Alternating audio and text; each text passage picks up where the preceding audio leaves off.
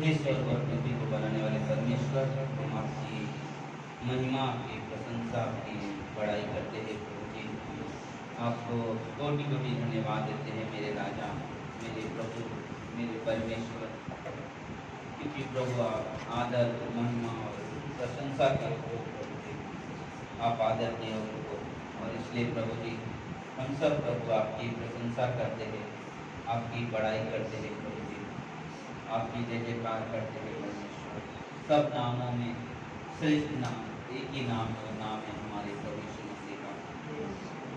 वो प्रभु यीशु मसीह जिसने आज से 2000 साल पहले हमारे बीच में आए, हमें एक नया जीवन दिया। यहाँ पे बैठे हुए लोग को एक नया जीवन दिया। वो परमेश्वर आपके जीवन में और भी वचन बोलना चाहता है। वो परमेश्वर आपको और उन्नति लाना चाहता है जीवन में, कि आप परमेश्वर के वचन में बढ़ो, वचन की गहराई में बढ़ो। और आज वो दिन है कि हर एक बार हम सब एकत्रित होते हैं, हम परमेश्वर के वचन में आनंद मनाते हैं, परमेश्वर के वचन का मनन करते हैं। धन्यवाद आपकी महिमा, आपकी प्रशंसा, आपकी बड़ाई करते हैं। प्रभु यीशु के नाम से सब कहते हैं आमीन। सोचो, उन्होंने बाइबल में एक चीज पढ़ा है, लेकिन मैं आज बताना चाहता हूँ कि अगर कोई व्यक्ति आपके दरवाजे पे आए और बहुत भूखा हो, और कहे मुझे खाने को चाहिए, और आप कहोगे नहीं चले जाओ, नहीं है या नहीं देने जाओ। कोई आदमी नंगा है, कपड़ा नहीं है उसके पास, और कहो जाते हो जा, और बहुत ठंडी है और चला जाए, क्या सही रहेगा ऐसा करना? भूखे को क्या जरूरत है? खाने की जरूरत है। नंगे को क्या जरूरत है? कपड़े की जरूरत है। जैसे भूखे को खाने की जरूरत है और नंगे को कपड़े को, वैसे हम विश्वासियों को आत्मिक जीवन जीने के लिए किस चीज की जरूरत है? वैसे हम विश्वासियों को एक आत्मिक जीवन जीने के लिए किस चीज की जरूरत है? प्रार्थना, संगति, वचन और परमेश्वर के वचन की जरूरत है, नाम संगति की जरूरत है, सच्चाई है। बोले अगर हम परमेश्वर में है तो हमें जरूरत है कि हम परमेश्वर के वचन में चलना, वचन में बने रहना, वचन का उपयोग करना। बोले अगर कोई समस्या भी कोई आए तो बोले कि हम अपना दिमाग ना लगाएं, लेकिन हम क्या करें? इसका इस्तेमाल करें, क्योंकि हमारे पास जितने भी सवाल होंगे, हमारे हर एक सवाल का जवाब इसमें है।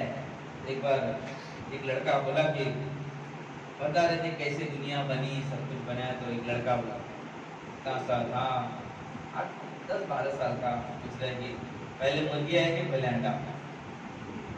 हाँ, वो फटक जाता तो बच्चे पूछते पहले मुर्गी है कि पहले अंडा? आप क्या सोचते हैं? बाइबल कहता है कि परमेश्वर ने हर एक चीजों को, जैसे कि चिड़िया हो गए या मछलियां हो गए, हर एक को परमेश्वर ने इस तरह से बनाया जितना जरूरत था। और जब पक्षियों को बनाया एक जोड़े के हिसाब से बनाया, तो परमेश्वर ने जब बनाया इस तरह से नहीं बनाया कि पहले अंडा डाले फूटेगा तब उत्पन्न होगा तब बनेगा, नहीं। परमेश्वर जो भी रचना किया वो पूरा किया, वो आधा अधूरा परमेश्वर काम नहीं करता। तो परमेश्वर ने अंडा नहीं, परमेश्वर ने मुर्गी और मुर्गी। लेकिन आज हम लोग जो बात करने वाले, जैसे हम शुरुआत में कहा कि हम लोग नीति वचन का 25 अध्याय करेंगे। अगर आपके पास बाइबल है तो नीति वचन का 25 अध्याय और 11 वचन।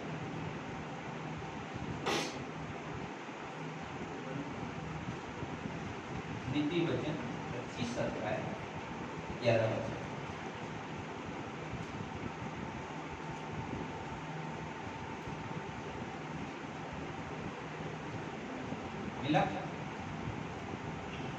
मिला? जिसके पास बाइबल है क्या लिखा है देखते 11 वचन में, जैसे चांदी के टोकरियों में, जैसे चांदी के टोकरियों में सुनहले सेब हो, वैसे ही ठीक समय पर कहा हुआ वचन होता है। चांदी की टोकरी में सेब, गोल्डन कलर का सोने का सेब रखा हुआ, कितना खूबसूरत दिखेगा। अगर सोने का इतना बड़ा टोकरी और एक चांदी का सेब रखा तो मजा नहीं, अच्छा नहीं लगेगा।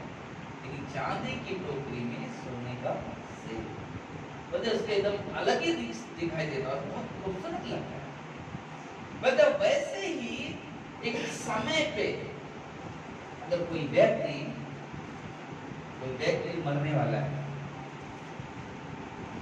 और आप जानते हो आपको वो आदमी मरने वाला, आप उसके पास कोई रास्ता नहीं बचा, आप क्या करोगे?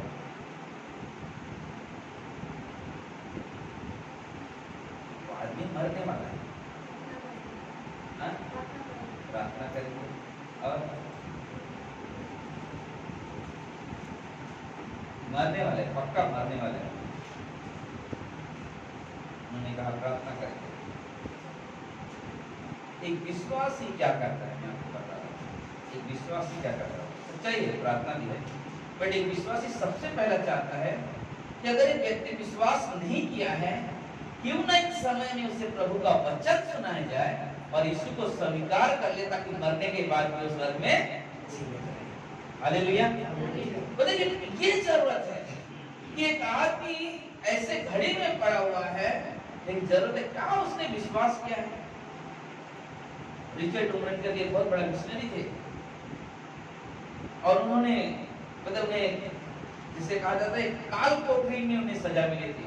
सिर्फ एक छोटा सा लाइट आता है कमरे में, लेकिन पूरा कमरा अंधेरा होता है और उसमें जो भी ऐसे लोग आते सबको वहां पर रखा जाता है। तो रिचर्ड उमरन को जब उस कोठरी में रखा गया तो बोले कि उनका जीवन एक अद्भुत जीवन था, प्रार्थना का जीवन था, प्रभु के साथ एक गहरा संबंध बनाए रहते थे। तो बोले कि वो वहां पे थे और उस काल कोठरी में और भी लोग आते रहते, लेकिन उनका काम क्या था? इस काल कोठरी में कोई जिंदा रहने वाला नहीं है, क्यों ना मैं इस समय में उन्हें कहूं कि प्रभु यीशु आपसे प्रेम करते हैं। तो उसने रिचर्ड उमरन ने कहा कि जो भी व्यक्ति आता था उससे बोलता था, हाय आप कैसे हो? कैसे हो? काल कोठरी में हो सकता है कैसे हो? तो मतलब कि बहुत दुखी हुई, जो भी वर्ड बोलते, लेकिन उसने एक चीज कहा, कहता है मैं अपना विचार मालूम है आपको, आप यहाँ पे हो, लेकिन एक व्यक्ति जो आपसे बहुत प्रेम करता है और वो है हमारा ईश्वर। लोग क्या करते थे, उसके बाद तो पूरा मरना है ही है, काल कोठरी में कोई रास्ता तो नहीं, तो वहाँ पे क्या करते हो, उसको जब संदेश सुनाते थे तो लोग बहुत आराम से सुनते थे और रो रो के प्रभु यीशु को अपना उद्धार करता करके स्वीकार कर लेते थे। बोले कि रिचर्ड उमरन वहाँ पे है, जितने समय तक वो वहाँ पे था, 1 साल के अंदर 500 लोग उस जेल में मर गए, आए चले गए, लेकिन वो रिचर्ड उमरन वहीं जिंदा था। जब वो बाहर आए तो जेलर ने पूछा, तुम्हारे जीवित रहने का राज क्या है? यहाँ पे तुम्हारे साथ कितने सारे लोग आए अंदर, सदैव मर उससे नहीं मर सकते, लेकिन मतलब जितने लोग अंदर मर गए उनको फेंक दिया गया, गाड़ दिया गया, लेकिन तुम कैसे जीवित रहा? मतलब पहले बात मालूम है, मैं वहां पे था, लेकिन उन समय में परमेश्वर ने मुझे कुछ काम सौंपा था और वो काम था कि भटके हुए लोगों को प्रभु से मिलाना। और मैं उस काल कोठरी में यही काम कर रहा था कि जितने लोग आते थे उन्हें मैं प्रभु का संदेश सुनाता था। जितने भी लोग मर गए, शायद आप नहीं मिलोगे वापस, लेकिन मैं विश्वासी हूँ तो मैं जरूर 500 लोगों से स्वर्ग में मिलूंगा। हालेलुया। बल्कि परमेश्वर ने एक एक जीवन का एक पल हमें इसलिए दिया है कि हम अपने जीवन को उपयोग करें। इसलिए भजन संहिता 119-162 में कहता है, जैसे कोई बड़ी लूट पाकर हर्षित होता है, वैसे ही मैं तेरे वचन के कारण हर्षित होता हूँ। एक कंगाल आदमी, तब गरीब आदमी, अचानक से कचरे में नोटों का बैग मिल जाए, क्या हो जाएगा? बहुत एकदम उसके अंदर उतावला खुश हो जाएगा, अरे मिल गया, खजाना मिल गया मुझे। यहाँ पे बोलते हैं जैसे वो व्यक्ति खजाना पाके खुश होता है, वैसे प्रभु में तेरे वचन पाकर खुश होता है। क्योंकि वचन ही हमें क्या करता है, हमें मार्गदर्शन करता है, हमें सही राह दिखाता है, सही दिशा दिखाता है, किस दिशा में चलना है, किस कहाँ पे बैठना है, किसके साथ संगति करना है, किसके साथ नहीं करना। पता कि वचन ही हमें बताता है। अगर हम वचन का उपयोग नहीं करेंगे तो हमें मालूम नहीं पड़ेगा। इसलिए बहुत जरूरी है कि हम परमेश्वर के वचन का उपयोग करें। परमेश्वर के वचन को दिन रात पढ़ना, दिन रात मनन करना बता तो हमारे लिए बहुत जरूरत है। भजन संहिता 119 148 में कहता है, मेरी आंखें रात के एक एक पहर, मेरी आंखें रात के एक एक पहर से पहले खुल गई कि मैं तेरे वचन पर ध्यान करूं। मतलब कि अचानक नहीं खुलता है, ताकि हम परमेश्वर के वचन से क्या करें, ध्यान मनन करें। जब भी आप सोते हो रात को जरूर कोई ना कोई उठते हैं, शायद किसी को प्यास लगा होता है इसलिए उठ जाता है, किसी को वॉशरूम जाना होता है इसलिए उठ जाता है। लेकिन मैं बताऊं एक चीज आपके लिए, और मुझे बहुत पसंद है वो चीज, अब मैं चाहता हूँ कि आप एक पल का लाभ उठाओ। जिस रात को जब आप उठते हो पानी पीने के लिए, मतलब पानी पीने के बाद कुछ समय के लिए परमेश्वर से प्रार्थना करने बैठो, उसी क्षण में कहता हूँ, शायद आपके परिवार के आजू बाजू जितने लोग सब सोए हुए, लेकिन आप अकेला जागे। लेकिन जब उस समय जब आप प्रार्थना के लिए बैठते हो तो आपका प्रभु आपके सामने हालेलुया, और वो आपको चाहता है कि हम उस समय में उसके साथ संगति करें, उसके साथ बैठे। प्रभु मुझे आपकी जरूरत है। सोच, अगर प्रभु हर रात हमसे मिले तो आप तैयार नहीं होंगे मिलने के लिए? आवाज नहीं आ रही होंगे ना? हमें जरूरत है प्रभु की। तो मतलब कि उन समय में उठना और प्रभु के सामने कुछ नहीं बोल सकते, नहीं इतना बोला, प्रभु धन्यवाद तूने मेरी नींद खोली, और मैं धन्यवाद देता हूँ तेरे प्रेम के लिए कि तू मुझसे प्रेम करता है, मुझे एक अवसर दिया, तुझे धन्यवाद देने के लिए। आमीन। इतना तो शब्द भी प्रभु आनंद से भर जाता है। हमारा प्रभु को कुछ नहीं चाहिए, हमारे प्रभु को ना हमारा खजाना धन दौलत से प्रभु को प्रेम नहीं। प्रभु को अगर प्रेम है, हमारे मुख से निकलने वाले धन्यवाद की ढेर सी पसंद है। हालेलुया। हमें उस परमेश्वर को पहचानना है।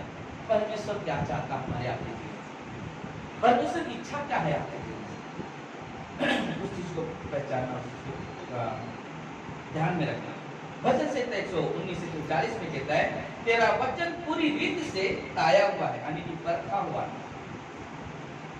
दूसरा तिमोथी के 3:16 में लिखा हुआ, संपूर्ण विश्वास परमेश्वर की प्रेरणा से लिखा है, मतलब उसमें कोई खोट नहीं है।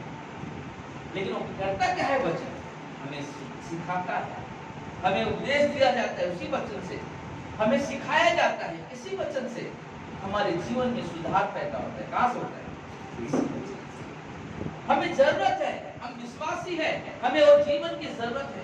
अगर हम वचन को नहीं उपयोग करेंगे, नहीं पढ़ेंगे,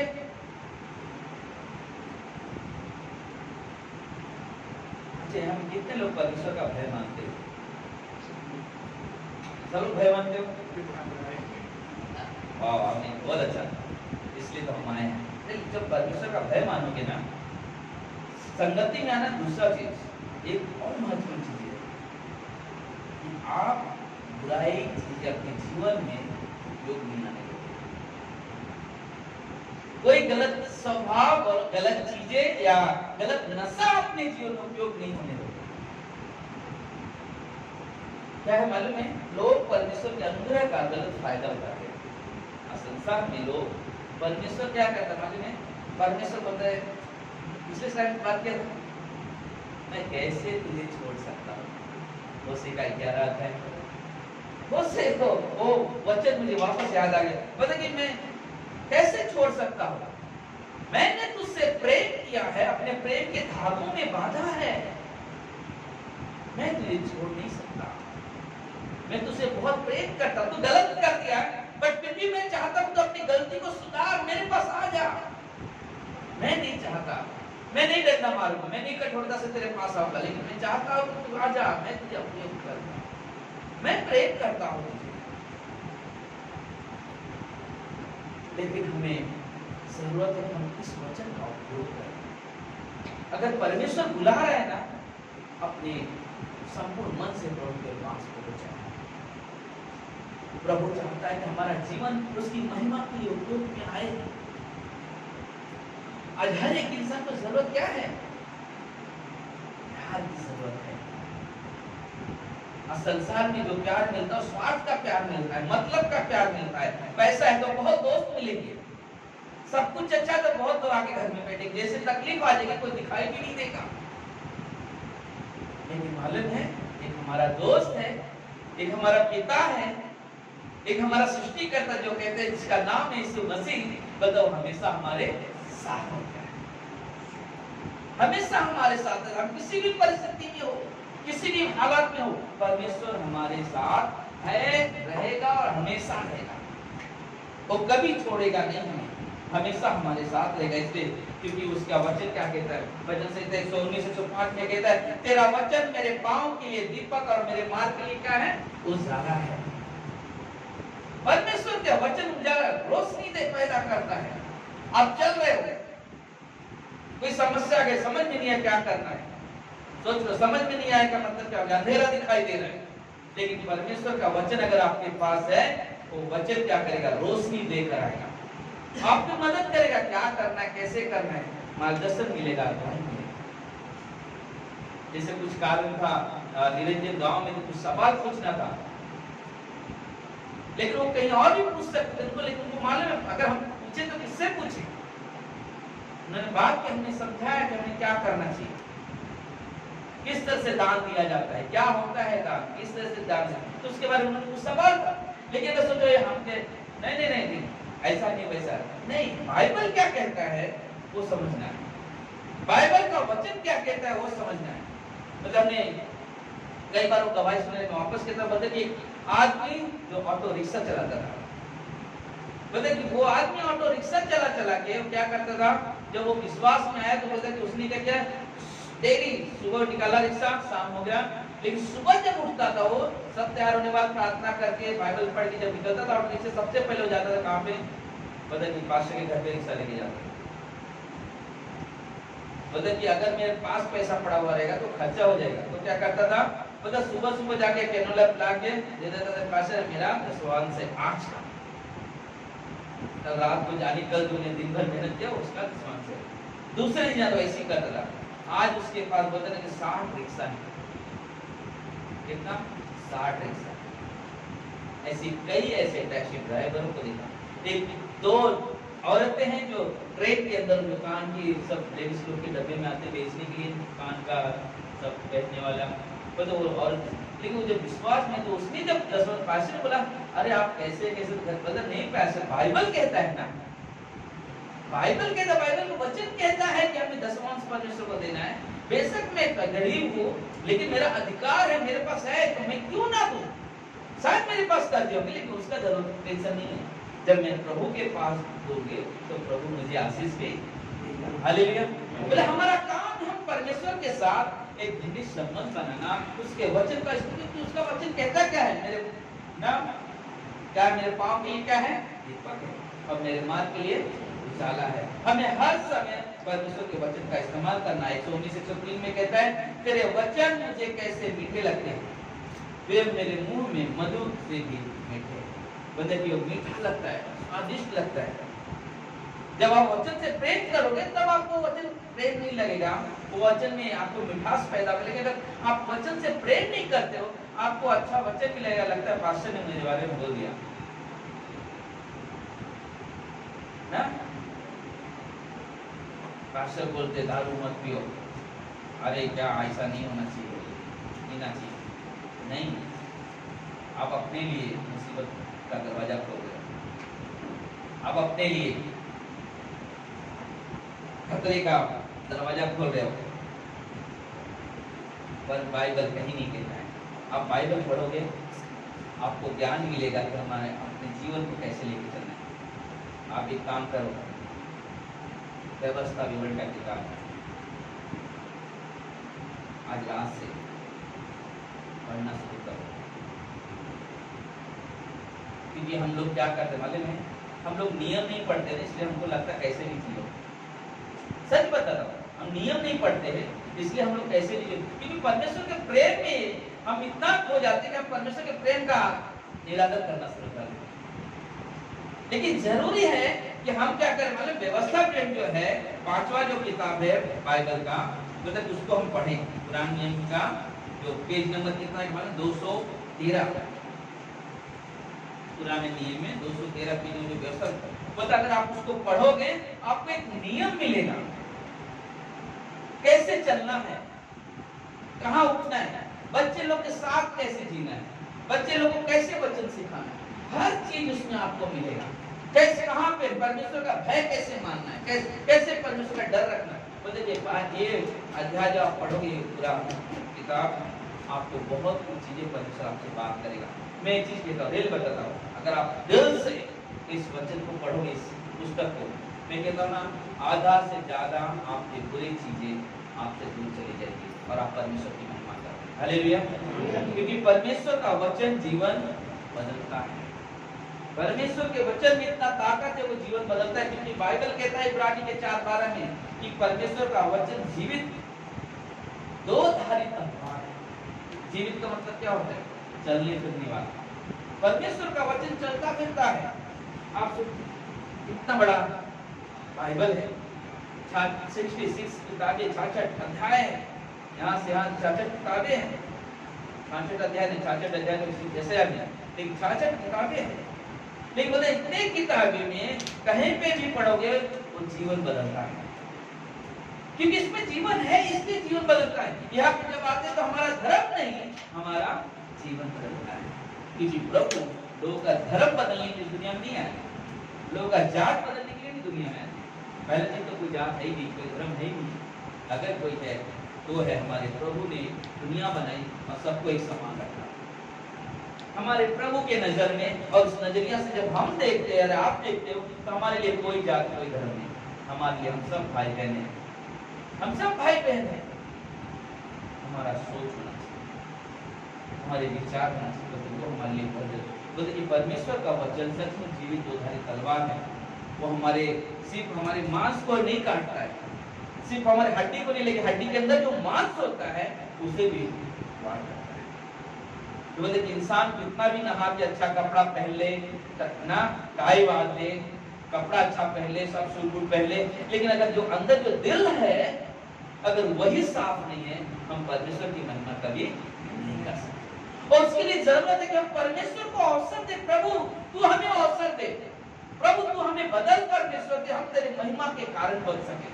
बाइबल कहता है यूहन्ना की 5:24 में 5:24 से 4:24 में कि परमेश्वर को आराधन की जरूरत है, परमेश्वर को आराधना करने वाले की जरूरत। परमेश्वर मतलब मैं ढूंढता हूँ, परमेश्वर ढूंढता है, हमें जरूरत नहीं कि मैं कर सकता हूँ, नहीं, परमेश्वर तो मैं ढूंढता हूँ कौन मेरी महिमा कर सकता है, कौन मेरी। परमेश्वर में आवाज नहीं ढूंढता है, अच्छा आवाज किसका है देखो तो वही आए, नहीं, परमेश्वर वो हृदय को ढूंढता है, उस मन को ढूंढता है जो परमेश्वर की महिमा, परमेश्वर की बढ़ाई करे। इसलिए हमें बहुत जल्दी हम परमेश्वर के साथ एक घनिष्ठ रिश्ता बनाए, परमेश्वर के साथ। क्योंकि बाइबल कहता है भजन संहिता 119:101 में कि मैंने अपने पांव को हर एक बुरे रास्ते से रोक रखा है, मैंने अपने पांव को हर एक बुरे रास्ते से रोक रखा है कि जिससे मैं तेरे वचन के अनुसार चल सकूं। बुराई से रोक रखा अपने जीवन के लिए, ताकि तेरे वचन के अनुसार अपने जीवन को क्या करूं, लेके चल सकूं, तेरे वचन के अनुसार जीना सीख सकूं, तेरे वचन के अनुसार मैं चल सकूं। ये हमारे लिए बहुत जरूरी है कि हमारे जीवन में सर हम इंसान हैं, कहीं की गलतियां होती है, लेकिन गलतियां होने का मतलब ये नहीं कि गलती दो तरह से होती है। एक आदमी कैसे गलती करता है तो देखता है क्या फर्क पड़ता है, मार दिया कोई आदमी कौन देगा अगर एक फूट मार दिया? अरे 10 रुपए पत्ते खेले क्या फर्क पड़ता है, कौन देख रहे? शायद मैं नहीं देख रहा हूँ, यहाँ पे बैठे हुए लोग नहीं देख रहे, लेकिन मालूम है हमारा परमेश्वर, जिसका नाम क्या कहा जाता है मालूम है? सर्वव्यापी परमेश्वर। सर्वव्यापी का मतलब हर जगह उपस्थित रहता है, उससे हम छुपा नहीं सकते, वो देखता है।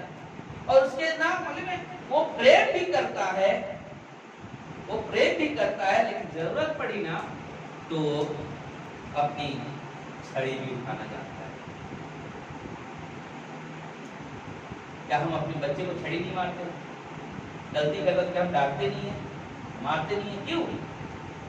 ताकि गलत ना कर सके, बुराई ना कर सके, बुरे अपने जीवन जी सके। वो देखिए, इसलिए बहुत जरूरत है कि हम परमेश्वर का वचन अपने जीवन में उपयोग करें, परमेश्वर की इच्छा के अनुसार अपने जीवन को लेकर आगे चले, क्योंकि परमेश्वर महान परमेश्वर है, अद्भुत परमेश्वर है, जो चाहता है कि हम सब उसकी महिमा के लिए ना हमेशा तैयार है, हमेशा तैयार है। आगे कहता है 119 का 11, मैंने तेरे वचन को अपने हृदय में रख छोड़ा है कि मैं तेरे विरुद्ध पाप ना करूं। पहला क्या बोला कि मैं बुरे रास्तों को रोक रखा है, बुरे रास्तों जिससे कि मैं तेरे वचन के अनुसार चल सकूं। 11 में कहता मैंने तेरे वचन को अपने हृदय में रख छोड़ा है कि तेरे विरुद्ध पाप ना करूं। किसके विरुद्ध? परमेश्वर कि तेरे विरुद्ध में पाप ना करूं। और जरूरी है क्योंकि यीशु मसीह जब 40 दिन 40 रात जब उपवास थे तो बोले शैतान क्या लेकर आया? परमेश्वर के वचन को लेकर आया। तू तो परमेश्वर का पुत्र है, तू बोल पत्थर क्या बन जाए? रोटी बन जाए। क्या परमेश्वर बना नहीं सकता था? बना सकता था। प्रभु परमेश्वर के लिए कोई काम कठिन नहीं है, वो बना सकता। लेकिन प्रभु यीशु ने बहुत अच्छा जवाब दिया। क्या काम है? मनुष्य केवल रोटी से नहीं लेकिन परमेश्वर के मुख से निकलने वाले वचन से जीवित है। बोले खाना से आदमी अपने शरीर को तंदुरुस्त कर सकता है, लेकिन जो प्राण निकल जाएगा तो क्या करेगा? शरीर किस काम का? लेकिन बोलते कि अगर मुझे प्राण को सुरक्षित रखना है, मुझे परमेश्वर को पाप पर विश्वास करना। मुझे अगर रोटी चाहिए तो मुझे ये रोटी खाना सीखो, परमेश्वर का वचन, इसके साथ समय व्यतीत करना सीखो, क्योंकि इसमें ही जीवन है, इसमें ही जीवन है। इसलिए प्रभु यीशु ने कहा यूहन्ना के 6:63 में कि वचन तो जीवनदायक है, शरीर से कुछ लाभ नहीं है। तो मैंने तुमसे कही है, वे आत्मा है और जीवन भी है, वे आत्मा है और जीवन भी है। यीशु मसीह के ये शब्द के पहले बहुत सारे लोगों ने उसका साथ छोड़ के चले गए। फिर पतरस को देखा, यीशु मसीह ने कहा क्या तुम लोग भी जाना चाहते हो? पतरस का उत्तर सबसे अद्भुत उत्तर था जो अभी हमने पढ़ा, बदल आत्मा की और जीवन की। पतरस कहता कि प्रभु हम तुझे छोड़कर कैसे जा सकते हैं? 68 में पढ़ोगे वहां पे लिखा हुआ है, 6:68 नहीं होना चाहिए। मतलब कि प्रभु मैं तुझे छोड़ के कैसे जा सकता हूँ? क्योंकि जीवन की बातें तो तेरे पास है, जीवन की बातें प्रभु तेरे पास, कैसे जा सकते हो? मरियम मार्था अपने घर में बुलाया, प्रभु यीशु आ जाओ मेरे घर में। मार्था अपना सो गए, खाना बनाओ, रोटी बनाओ, बिरयानी बनाओ, सब कुछ बना रहे, हाँ बना, अच्छा स्पेशल बनाओ, तंदूरी मंगा लो, चिकन लाओ, भुनो, सब कुछ करो। लेकिन वो देख रहे कि मरियम क्या कर रही है। मरियम आराम से जाके ना प्रभु के चरणों में बैठी है, सुन रही है। लेकिन वहां से मार्था का आवाज आ रहा है, प्रभु तुझे मेरी चिंता नहीं? देख के कुछ भी मेरी हेल्प नहीं करेगी, मदद नहीं करेगी। प्रभु यीशु ने कहा जो स्थान इसने चुना है ना, सबसे उत्तम स्थान है, इससे कोई छीन नहीं सकता है। मतलब कि प्रभु वहां पे खाना खाने के लिए नहीं आए थे, उनका उत्साह था, उनके तो जोश अच्छा था कि प्रभु आए क्यों ना कुछ खिलाओ। लेकिन प्रभु आए थे, अगर अवसर मिला क्यों ना हम इनको थोड़ा और जोश से भर दें। लेकिन मरियम बैठ गई, मुझे सुनना है प्रभु से, नहीं मुझे प्रभु की वाणी सुनना है और प्रभु के चरणों में बैठकर सुनना। बस जरूरी है हमारे पास जब भी हमें अवसर मिले, मतलब उस समय में हम क्या करें? परमेश्वर के वचन सुनने के लिए हमेशा तैयार है। क्योंकि बाइबल कहता है मत्ती के 24:35 कहता है आकाश और पृथ्वी टल जाएगी लेकिन उसका वचन कभी नहीं टलेगा। परमेश्वर का वचन कभी नहीं टलेगा। वो हमेशा इससे रहेगा। इसलिए हमें बहुत जरूरत है, हम बहुत जरूरत याकूब का 1:21 में कहता है, उस वचन को नम्रता से ग्रहण कर लो जो तुम्हारे हृदय में बोया है। मतलब जो चीज आज सुन रहे, जो वचन हम सुन रहे, पता हमें काम है हमारा क्या, उसे ग्रहण करो, ग्रहण करो, उपयोग करो। तो बोले कि सिर्फ खाते जाएगा आदमी, खाते जाएगा, डाइजेस्ट नहीं होता, क्या होगा?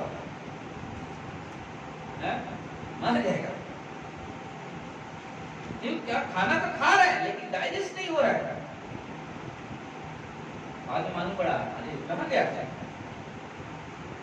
कल मैं देख रहा था, पता कि वो बिहार में चुनाव चल रहा था, पता कि आदमी प्रचार सुनने आया था, ऐसा बैठा है कुर्सी पे, बैठे रह गया, कोई देख नहीं रहा है, कोई सब छोटी चले गए। पता कि अगर सोचो एक ऐसे आदमी सब खा रहे लेकिन क्या हो रहा है? डाइजेशन क्या होगा? आदमी मर जाएगा। बोले जरूरी है कि मतलब हम सुन तो रहे हैं लेकिन अगर उपयोग नहीं कर रहे तो बोले हमारे लिए मरना ही है। जैसा हम सुन तो रहे हैं परमेश्वर का वचन कितना आशीष भरा है, परमेश्वर के वचन में कितना जीवन है, सब सुन रहे हैं, लेकिन जरूरी है कि हम उस वचन का ध्यान रखें। कोई इधर मत देखो, हमारे लिए बहुत जरूरी, परमेश्वर के वचन में जीवन है, परमेश्वर के वचन में जीवन है। क्योंकि परमेश्वर हमें ये संदेश सुनाने के लिए आपने क्या है? बाइबल कहता है यशायाह के 40:8 में, घास तो सूख जाती है, फूल मुरझा जाते हैं, परंतु हमारे परमेश्वर का वचन सदैव यानी कि हमेशा अटल रहता है। Hallelujah, hallelujah. परमेश्वर का वचन कभी टूटने वाला नहीं है। परमेश्वर के वचन को कोई काट नहीं सकता है। परमेश्वर महान परमेश्वर है, अद्भुत परमेश्वर। इसलिए कहा जाता है, जो हमने पहला वचन पढ़ा नीति वचन का 25:11, कि जैसे चांदी की टोकरी में सोने का सेब कितना खूबसूरत लगता होगा, मतलब वैसे ही सही समय पे कहा हुआ परमेश्वर का वचन भी बहुत ही अच्छा लगता है, बहुत ही अच्छा लगता है। जरूरत है कि हम उस वचन का आदर करें, जरूरत हम उस वचन का नाम सम्मान करें, मतलब सिर्फ वचन को सुनने वाले नहीं परंतु अपने जीवन उपयोग करने वाले बने। हालेलुया। आइए हम लोग प्रार्थना करते हैं। परमेश्वर प्रभु हम धन्यवाद देते हैं, आपकी महिमा, आपकी प्रशंसा, आपकी बड़ाई करते हैं। धन्यवाद मेरे पिता, धन्यवाद मेरे पिता, हम तेरे नाम की स्तुति करते हैं, तेरे नाम की बड़ाई करते हैं। धन्यवाद मेरे पिता, धन्यवाद मेरे पिता, हम तेरे नाम को ऊंचा, हम तेरे नाम की महिमा करते हैं। धन्यवाद मेरे ईश्वर। सबके आपके बंदो सबके सर झुके। अगर यहाँ पे कोई है जिन्होंने अभी तक अपने जीवन में प्रभु यीशु को अपना उद्धारकर्ता स्वीकार नहीं किया है, आज प्रभु यीशु आपको बुला रहे हैं। प्रभु यीशु आपके जीवन में आना चाहते हैं। प्रभु यीशु आपसे प्रेम करते हैं। बाइबल कहता है कि प्रभु यीशु आज से 2000 साल पहले इस दुनिया में आए, उन्होंने अंधों को आंखें दिया, मरे हुओं को जिंदा किया, रोगियों को चंगाई दिया और हर एक पापियों के लिए कोड़ों की मार खाई, दुख उठाया, क्रूस पर गए, क्रूस पर मर गए, कब्र में गए, कब्र भी रोक नहीं सकी, लेकिन प्रभु यीशु तीसरे दिन जी उठे। आज प्रभु यीशु जीवित हैं। बाइबल कहता है जो लोग प्रभु यीशु को अपना उद्धारकर्ता स्वीकार करते हैं वो मर भी जाए फिर भी वो जीवित रहते हैं, क्योंकि प्रभु यीशु अनंत जीवन देते हैं। अगर आपने ये प्रार्थना कभी नहीं की है, अपने जीवन में प्रभु यीशु को कभी बुलाया नहीं है, आज ये अवसर है आपके लिए। अपने मन में आप ये प्रार्थना कर सकते हो, हे प्रभु यीशु, मेरे पीछे बोल सकते हो, हे प्रभु यीशु मैं पापी हूँ, मुझे क्षमा करें। हे प्रभु यीशु मुझ पापी पर दया करें। हे प्रभु यीशु आप मेरे जीवन में आओ। हे प्रभु यीशु मुझे बदल दो, मैं अपने आप को बचा नहीं सकता हूँ। प्रभु यीशु हम धन्यवाद देते हैं आपके प्रेम के लिए, आपकी दया के लिए, मुझ पापी पर दया किया, इसलिए हम धन्यवाद देते हैं। मैं अपने जीवन को आपके हाथों में समर्पित करता हूँ। हे प्रभु यीशु, आप मुझे संभालें, मुझे पवित्र आत्मा दें, मुझे एक नया जीवन, नया आनंद, नई खुशी, नई जोश, नए उत्साह से भर दें। धन्यवाद प्रभु यीशु, उस पापी पर दया किया, मेरी प्रार्थना को ग्रहण किया, इसलिए धन्यवाद। सारा आदर, सारा महिमा, सारा गौरव आपके प्रभु यीशु के नाम से, आमीन। आइए हम लोग खड़े हुए प्रभु की महिमा, प्रभु की आराधना करें। धन्यवाद यीशु।